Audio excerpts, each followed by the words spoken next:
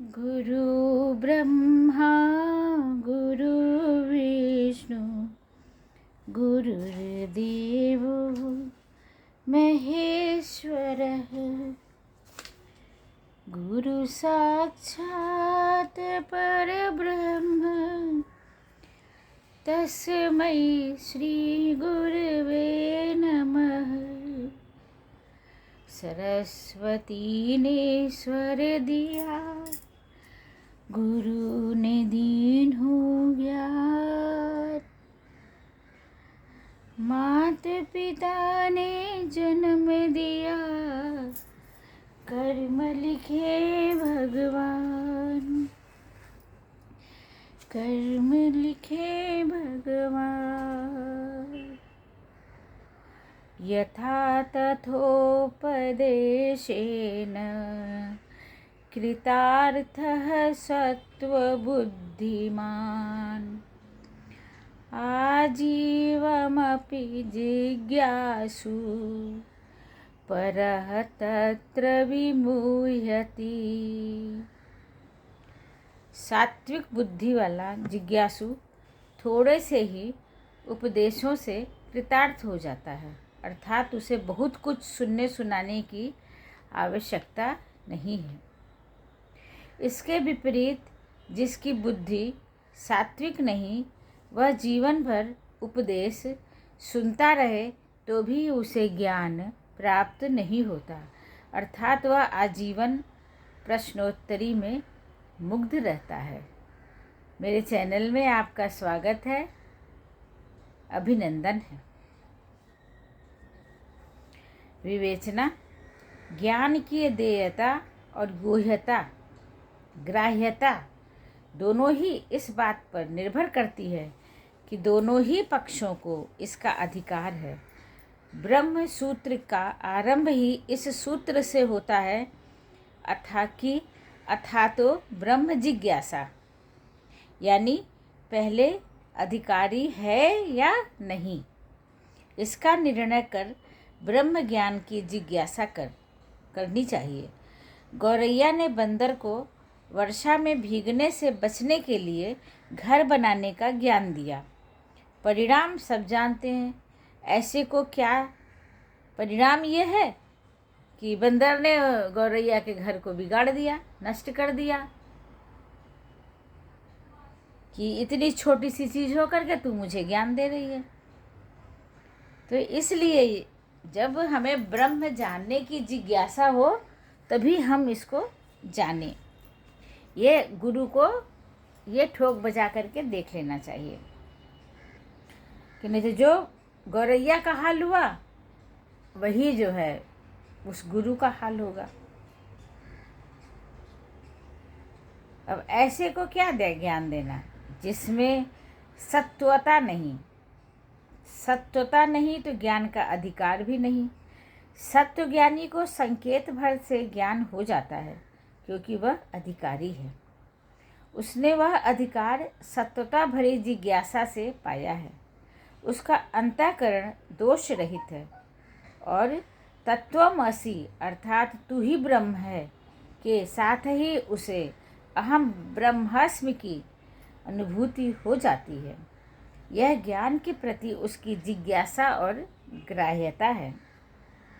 इसके विपरीत सत्व रहित जिज्ञासु को जीवन भर शास्त्रोपदेश देते रहो तो भी वह तत्व को समझने में समर्थ नहीं होता। जहाँ सत्वता नहीं वहाँ तत्व ज्ञान कहाँ। अष्टावक्र महर्षि कह रहे हैं कि सत्व और सद्बुद्धि ही ज्ञान को आत्मसात कर पाती है। मोक्षो विषय वैरस्यम बंधो वैश्यको रसः एतावदेव विज्ञानम यथेच्छसि तथा कुरु।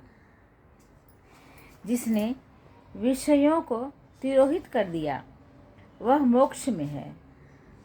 जो विषयों में आसक्त रह गया वह बंधनों में है। एकमात्र यही सत्य और ज्ञान है। इसके आगे तुम्हारी इच्छा है, जैसा चाहो कर सकते हो। विवेचना।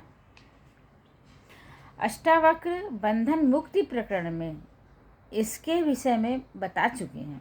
गुरु जी ने बंधन मुक्ति प्रकरण में आपको ये पता चल चुका है कि यहाँ फिर वो यहाँ पर पुनः दोहरा रहे हैं। अब व्याख्या नहीं, यहाँ केवल दो शब्दों में स्पष्ट है। यह मोक्ष और बंधन, एकमात्र सत्य, एकमात्र ज्ञान, दो शब्द हैं, सत्य और ज्ञान।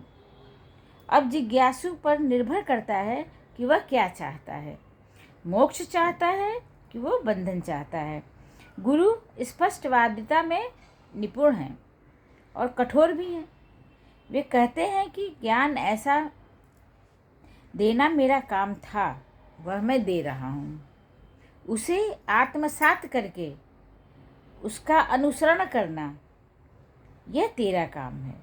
अपने शिष्य से कह रहे हैं गुरु जी कि तुम इसे आत्मसात करो, ग्रहण करो और उसका अनुसरण करो, चिंतन करो, मनन करो और उसका अनुसरण करो।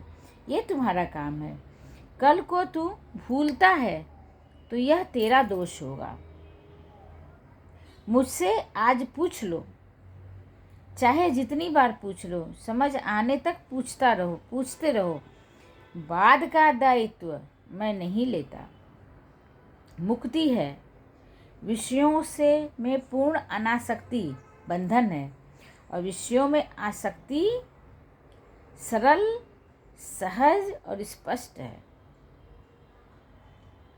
मुक्ति है कि विषयों में पूर्ण अनासक्ति है। जब आत्मज्ञानी जनक गुरु अष्टावक्र के इस नए रूप से बहुत प्रसन्न है। गुरु की यह कठोरता शिष्य के लिए आवश्यक है।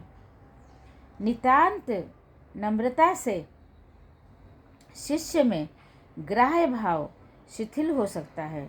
अष्टावक्र सभी नियमों का पालन करते हैं और वे रास को अब थोड़ा खींच रहे हैं, ज्ञान को थोड़ा खींच रहे हैं तत्व ज्ञान के लिए, कि वे शिष्य जनक को